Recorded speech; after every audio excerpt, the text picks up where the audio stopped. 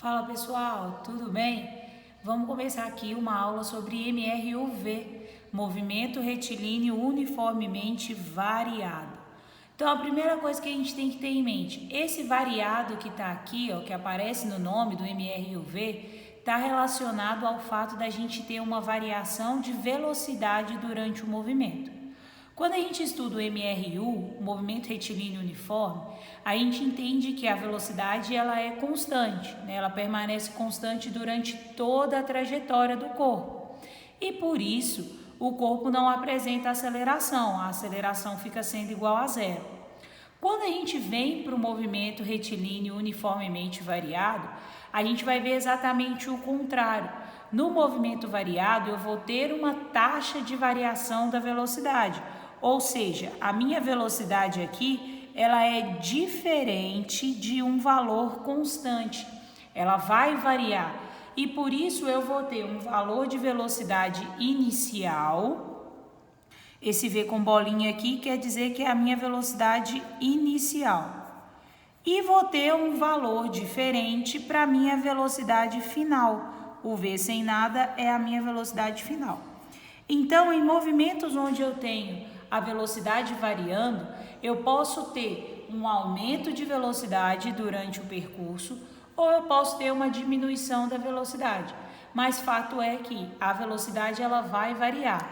Ou ela pode variar aumentando ou ela pode variar diminuindo. Então a gente vai ter sempre uma velocidade inicial que pode ser zero ou não, né? Se o corpo partir do repouso, a velocidade inicial é zero. Se ele não partir do repouso, ele vai ter uma velocidade inicial qualquer. E uma velocidade final, que pode ser uma velocidade diferente de zero ou igual a zero. Mas o que a gente vai ter que pensar é que essa velocidade ela vai variar. Se a velocidade varia, eu tenho uma taxa de variação de velocidade em função do tempo, a minha aceleração ela agora vai ser diferente de zero. Ou seja, o movimento retilíneo uniformemente variado, ele acontece com presença da aceleração. Então, eu vou ter uma aceleração aqui no meu movimento, tá? A gente precisa lembrar que a aceleração nada mais é do que a taxa de variação da velocidade dividido pelo tempo. Então, se a minha velocidade variou, eu consigo calcular quanto é o valor da minha aceleração, né? A aceleração, no geral, ela é dada por ΔV sobre ΔT. É a variação da velocidade dividido pelo intervalo de tempo em análise, ok? Então, ó, primeira equação que a gente vai ver aqui, né, quando a gente trabalha com o movimento variado, é a equação horária de posição. Gente, a equação horária de posição, ela segue uma equação de segundo grau. É a primeira coisa que a gente tem que ter em mente aqui, ó. É uma equação de segundo grau.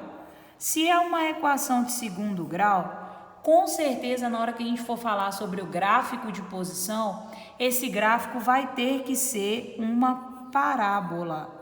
Eu não tenho gráficos de função de segundo grau como reta, ok? Então, para o caso da posição, a gente vai ter uma equação de segundo grau e essa equação de segundo grau ela é representada por uma parábola. Então, a gente vai ter um gráfico de uma curva para a posição. Então, essa aqui é a fórmula geral de uma equação de segundo grau.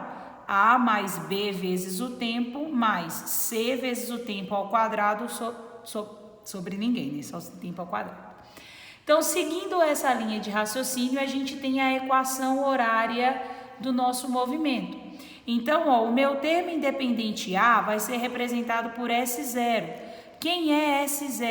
É a minha posição inicial. Então, eu vou ter que a posição final é igual à posição inicial do corpo, que a gente vai colocar em metros, unidade de medida. Esse termo independente aqui, gente, que é a minha posição inicial, em um gráfico, ele representa o ponto onde o meu gráfico intercepta ou corta o eixo Y, ok? O ponto onde o gráfico corta o eixo Y representa a posição inicial, num gráfico de posição por tempo, tá? É o meu termo independente. Mais V inicial vezes o tempo. Gente, o meu parâmetro B aqui, ó, é a velocidade inicial. Essa velocidade inicial, ela vai ser dada em metros por segundo. Então, mesmo que o exercício não te dê a velocidade em metros por segundo, você vai precisar fazer a conversão para metros por segundo, ok? Lembra lá, ó, de quilômetros por hora para metros por segundo, a gente divide por 3,6, ok? Essa velocidade aqui, gente, ela vai ser importante para a gente na hora que a gente for traçar um gráfico. Observa que a velocidade está acompanhada do tempo, é a velocidade inicial vezes o tempo. Esse tempo que está aqui, ó, ele está elevado a 1, né? Ele está no primeiro grau.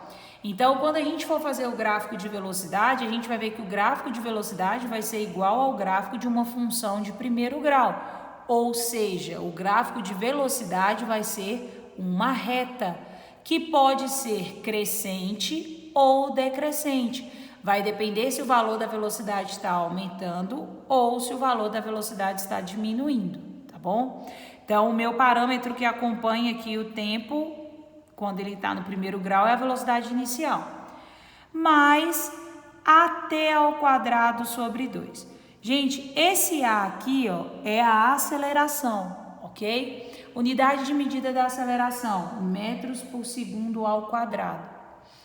Observa que a aceleração está multiplicando o tempo ao quadrado. Quem está ao quadrado é só o tempo. Então, é só o valor do tempo que você vai elevar ao quadrado e depois multiplicar pelo valor da aceleração e dividir por 2, ok? Então, a minha equação de posição, ela é formada pela posição inicial mais a velocidade inicial vezes o tempo mais a aceleração vezes o tempo ao quadrado sobre 2. Muita atenção para a aceleração, porque é ela que vai determinar a concavidade do meu gráfico de posição. O que a gente viu? A função horária, né, a equação horária de posição é uma equação de segundo grau. Se ela é uma equação de segundo grau, o gráfico é uma parábola. Só que a minha parábola, ela pode ter uma concavidade para cima ou ela pode ter uma concavidade para baixo. Quem que vai definir se a concavidade da parábola vai ser para cima ou para baixo é a aceleração do movimento, é o sinal da aceleração do movimento. A partir do sinal da aceleração, eu consigo dizer qual vai ser o sentido da concavidade da minha parábola, ok? Então, a primeira equação que a gente vai falar aqui, que a gente falou, é a equação horária de posição.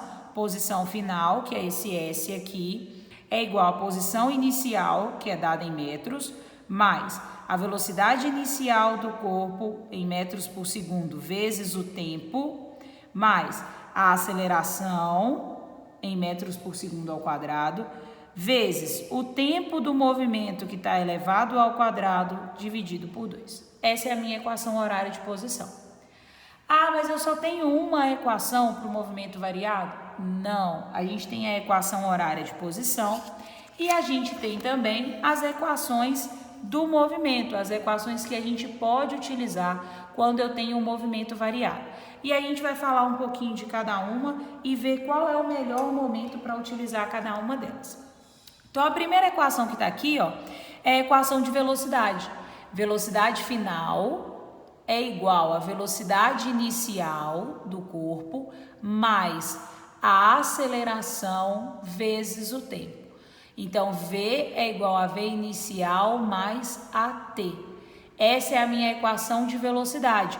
Observa que ela é uma equação de primeiro grau, ok? Isso é muito importante da gente perceber, porque na hora que eu for fazer o gráfico de velocidade, eu vou precisar traçar uma reta, tá? É uma equação de primeiro grau. Então, quem que eu tenho aqui? Velocidade final, velocidade inicial, aceleração e tempo. Quando que é mais aconselhável eu utilizar esta equação aqui? Em qual tipo de problema? Em um problema que os dados não me forneçam qual é a distância que o corpo percorreu. O exercício te falou velocidade do corpo, te falou o tempo, te falou aceleração, mas não falou nada de distância e não te perguntou nada sobre a distância. Então, o ideal é trabalhar com esta equação aqui quando a gente não tem a distância. Quando o exercício não fala nada de distância, nem de posição e nem pergunta nada sobre a distância, a gente pode substituir nessa equação aqui, seja para achar a velocidade final, ou para achar a velocidade inicial, ou para achar a aceleração, ou para achar o tempo. Qualquer uma dessas 4 variáveis a gente consegue achar nessa equação. A segunda equação é a equação de distância.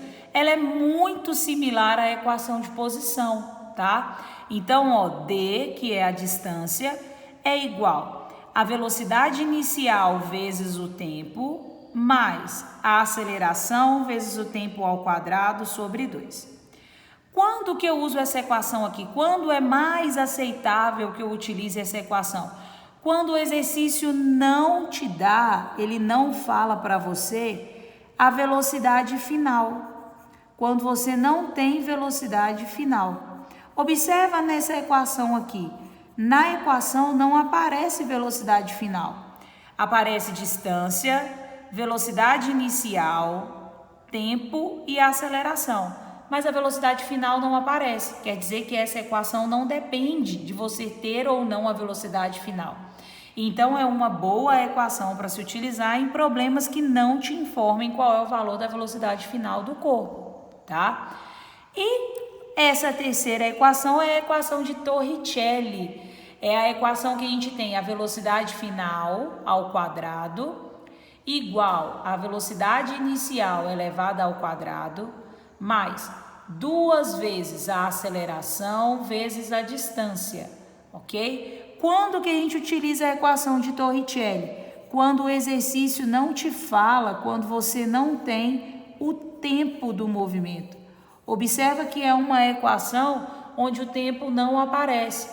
Então, se o exercício não te falou nada do tempo, a equação de Torricelli é uma boa equação para você utilizar na hora de resolver os exercícios. Ah, André, você está falando isso aí de quando utilizar, mas e se eu quiser resolver, por exemplo, às vezes eu não tenho o tempo, mas eu quero usar uma outra equação para achar o tempo, para depois eu fazer uma outra conta. Gente, pode. Pode ser que no mesmo exercício você precise utilizar as 3 equações. Você vai utilizar essa primeira equação aqui para descobrir a aceleração e aí depois você utiliza essa segunda equação para descobrir qual que é a distância que o corpo percorreu. É possível.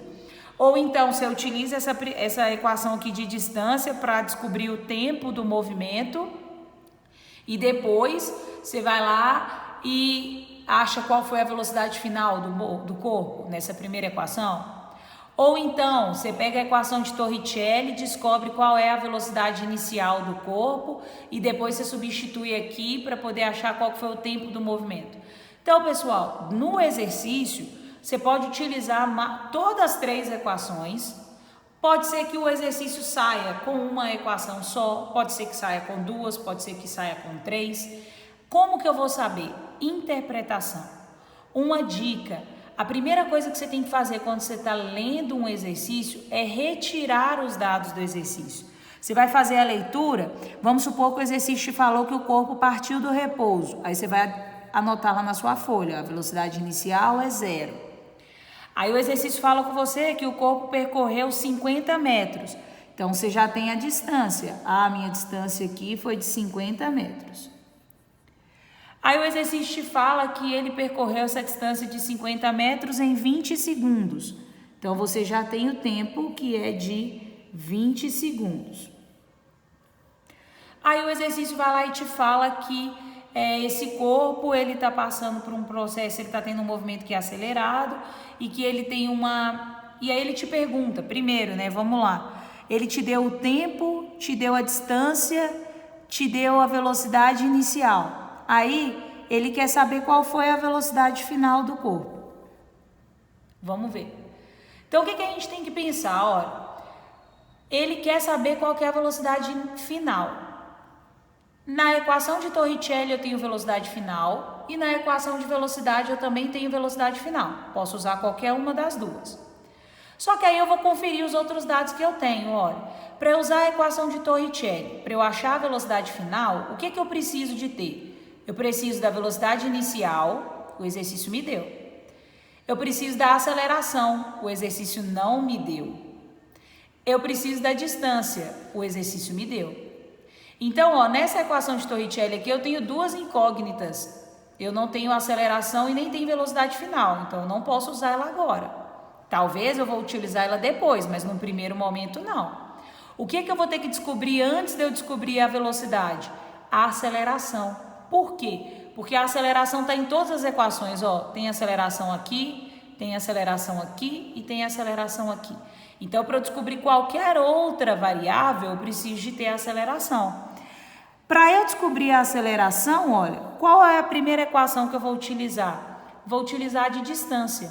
Por quê? Porque eu tenho a distância, tenho a velocidade inicial, tenho o tempo. Então, eu consigo achar a aceleração aqui? Consigo. Ó, vou substituir. Distância D é 50. Igual a velocidade inicial, 0, vezes o tempo, que é 20.